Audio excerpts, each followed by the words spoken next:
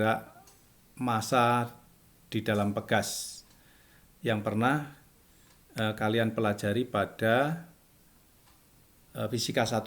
Kenapa ini saya bahas? Karena mirip. Ya, karena mirip dengan arus bolak-balik. Sehingga mungkin Anda akan lebih mudah mempelajari arus bolak-balik kalau Anda sudah paham gerak gerak sistem di dalam sistem pegas ini, gerak massa di dalam sistem pegas ini ya. Mass on a spring. Jadi spring ini pegas ya, massa di pegas ya. Oke. Seperti Anda tahu di SMA atau di fisika 1 bahwa kalau ada pegas ya yang punya konstanta pegas K, kemudian ditaruh di lantai licin, dihubungkan dengan massa, dan ini kemudian pegasnya ditarik ke kanan, maka ini terganggu, pegasnya merasa terganggu. Nah, pegasnya merasa terganggu, kalau tarikan kita lepas, dia akan menarik lagi massa itu menuju kesetimbangan. Terus begitu ya. Ini bergerak ke kiri, setelah itu posisi pegasnya itu mampat sekali, lalu ini lempar lagi seperti ini. Jadi geraknya itu osilasi begini. Nah, ini yang disebut dengan gerak harmonik sederhana. Harmonik itu karena osilasi ini, ya, harmonik sederhana. Nah,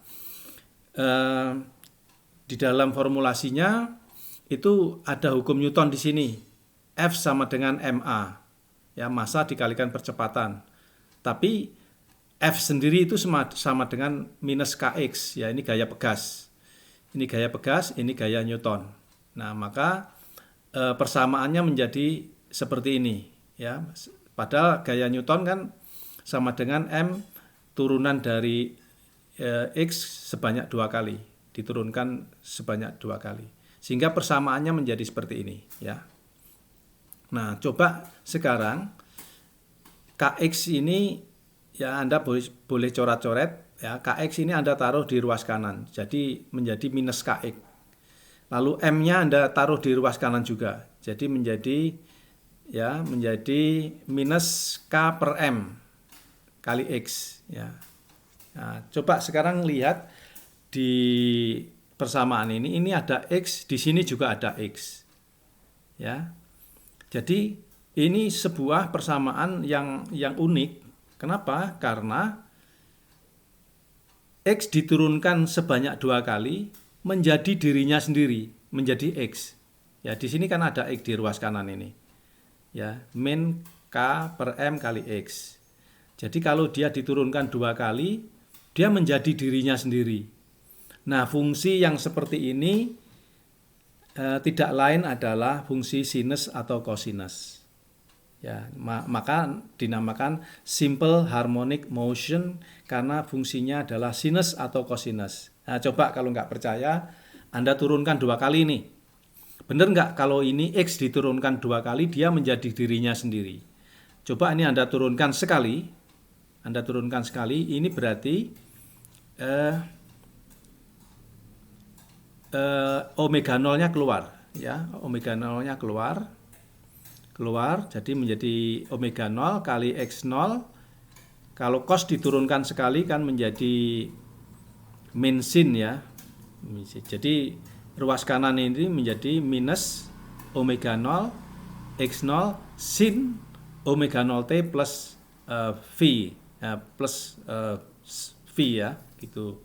Nah, kalau Anda turunkan sekali lagi, maka yang keluar adalah omega 0-nya keluar lagi menjadi omega kuadrat. Ya, menjadi sini omega kuadrat minus, ya, X0 di sini menjadi sin, menjadi cos.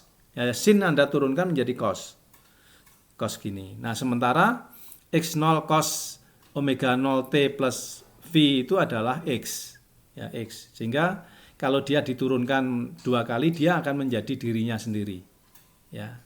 Nah, dengan catatan bahwa omega 0-nya tadi sama dengan akar K yang di sini tadi, akar K per M.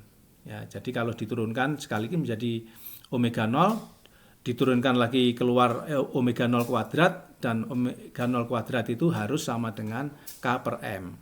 Ya, oleh karena itu sering omega 0 ini disebut frekuensi sudut, angular frequency. Nah, ya. Lalu X0 ini disebut amplitude, ya. Sedangkan V ini fasa, sudut fasa. Nah, ini yang pernah Anda pelajari di fisika 1, ya. Oke. Nah, sekarang gerakan daripada gerak pegas sederhana, harmonik sederhana itu sudah Anda ketahui, ya, sudah Anda ketahui. Ini tadi, ya, kalau Anda turunkan sekali ini menjadi ini, ya, benar ya, menjadi ini. Nah, ini kalau diturunkan sekali lagi menjadi cos, ya, menjadi cos seperti tadi. Oke. Jadi kira-kira nanti induktor itu akan berfungsi seperti massa, ya, seperti massa. Sedangkan kapasitor itu akan berfungsi analoginya seperti pegas, gitu ya. Nah, Anda punya energi energi kinetik, ya, kan setengah mv kuadrat. Ya, ini setengah K kali ini sin kuadrat ini, ya. Ini kalau energi kinetiknya, ya. Itu. Nah, energi potensialnya ini setengah Kx kuadrat sama dengan ini, ya, sama dengan ini. Nah, ini nanti ada relevansinya dengan gerak arus bolak-balik, ya. Gerak harmonik sederhana itu mirip arus bolak-balik. Atau saya balik, arus bolak-balik itu mirip gerak harmonik sederhana, flip-flop. Ya, flip-flop gitu. Oke. Nah, sekarang saya jelaskan dulu pengertian frekuensi sudut, pengertian periode, pengertian frekuensi, ya. Ini sumbu ke kanan ini waktu. Nah, sumbu ke atas ini adalah amplitudo, ya, amplitudo. Jadi amplitudonya itu segini nih, ya. Nggak akan ada simpangan yang melebihi ini, ya. Semua di bawahnya itu, ya. Jadi ini simpangannya X0, ini X0-nya itu, X0-nya ini, ya. Lalu cosinus omega 0 T min C, ya, atau sudut fasa. Nah, saya ingin bahas adalah pengertian tentang periode. Periode itu adalah waktu yang digunakan untuk bergerak osilasi sekali. Ini periode, ya. Ya, atau dia sama dengan seperfrekuensi. Frekuensi itu dibalik. Kalau periode itu waktu yang digunakan untuk berosilasi sekali, frekuensi itu menyatakan berapa osilasi per detik. Nah, dibalik. Nah, ini periode itu sama dengan 2pi dibagi dengan frekuensi sudut omega tadi, ya, omega tadi. Ini pengertian tentang beberapa parameter arus bolak-balik, ya. Oke. Nah, analoginya nanti kalau massa itu analoginya seperti dengan induktor, ya, persis, ya, seperti induktor, ya. Kalau di sini M dikalikan A, ya, maka sama dengan massa dikalikan dV dt. Nah, dV dt-nya itu kalau di sini dI dt. Mirip banget ini, ya. Dua persamaan ini kan mirip, ya. Lalu kalau ini dinyatakan dengan X, ini dinyatakan dengan Q, ya. Ini mirip juga, ya. Seperti hukum Newton gitu, ya, seperti hukum Newton. Energinya juga mirip, ini setengah mv kuadrat, ini setengah li kuadrat, jadi mirip-mirip. Jadi kalau nanti di arus bolak-balik Anda bayangkan induktor itu seperti massa di mekanika, ya. Oke. Nah, kalau kapasitor itu analoginya seperti pegas. Nah, lihat ini gayanya sama dengan min Kx, ya.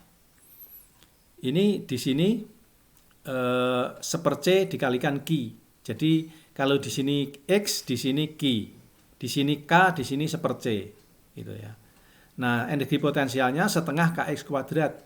Ini mirip-mirip juga, ini setengah seper C Q kuadrat. Mirip-mirip. Jadi nanti ketika Anda masuk ke arus bolak-balik, pikirkan, bayangkan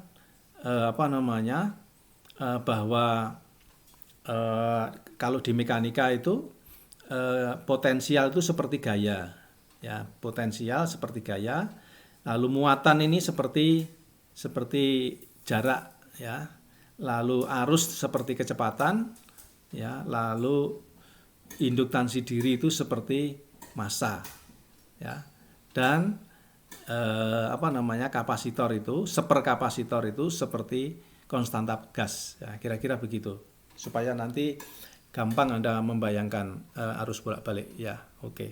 Nah, apa yang terjadi ketika ada sebuah rangkaian begini, ya, ini ada baterai, ini ada R. Nah, kita fokus ke rangkaian yang LC, induktor sama kapasitor. Ini kita fokus di sini, nggak usah pikirin ini dulu, ya. Ketika ini disambung, AB disambung, straight gitu, apa yang terjadi, ya? Ya, set up the circuit above the capacitor, inductor, resistor, and battery. Let the capacitor become fully charged. Ya. Through the switch from A to B. Jadi A ini dihubungkan. Saat ini. Apa yang terjadi? Nah, yang terjadi gerakannya seperti ini. Persis seperti ini, ya. Inilah yang kenapa itu disebut arus bolak-balik, karena memang arusnya bolak-balik. Arahnya itu bolak-balik. Ya, pada saat kapasitor ini terisi muatan, ya begini, ini muatan, ya, di sini nggak ada apa-apa di sini, di induktor nggak ada apa-apa, ya. Nah, tapi ketika kita kapasitornya kosong, maka gantian di sini yang hidup, gantian di induktor ini yang hidup, sehingga ada arus muter ke sana, ya, ke sana. Nah, ketika kemudian arus muter ke sana, maka ketika itu melewati kapasitor, akan ada arus yang ke atas ini. Nah, ketika ini arusnya ke sini, maka gantian yang ini yang kosong. Gantian yang ini yang kosong. Demikian seterusnya, arus ini arus bolak-balik gitu, ya.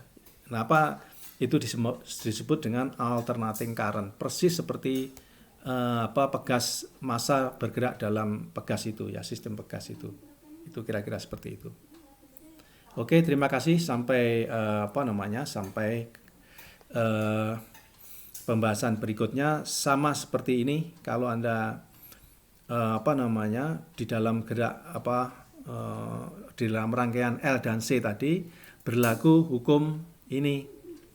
Ini apa ini? Ini adalah tegangan antar kapasitor, ya. Antar kapasitor ini ada tegangannya besarnya muatan dibagi dengan kapasitor.